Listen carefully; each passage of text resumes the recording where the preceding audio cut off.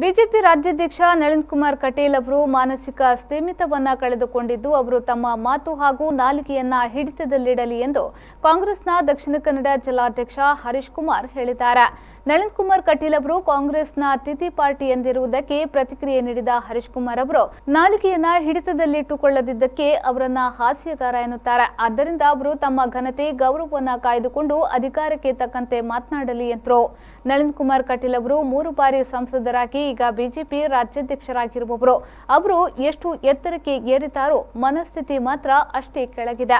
ಅಧಿಕಾರದ ಮತ, ದರ್ಪ, ದುರಹಂಕಾರ ನೆತ್ತಿಗೇರಿದೆಯೋ ತಿಳಿದು ಬರುತ್ತಿಲ್ಲ ಎಂದು ಹರೀಶ್ ಕುಮಾರ್ ಹೇಳಿದರು.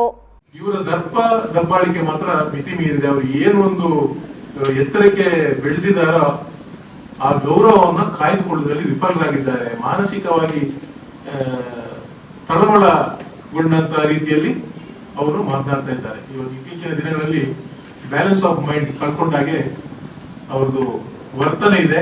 ಬಹುಶಃ ಈ ದರ್ಪದಿಂದ ಅವರು ಕೆಳಗೆ ಬರಬೇಕು. ಮಾತಿನಲ್ಲಿ ನಾಲಿಗೆಯಲ್ಲಿ ಸ್ವಲ್ಪ ಹಿಡಿತ ಇಟ್ಕೊಂಡ್ರೆ ಅವರ ಮಾತಿಗೆ ಬೆಲೆ ಇರ್ತದೆ.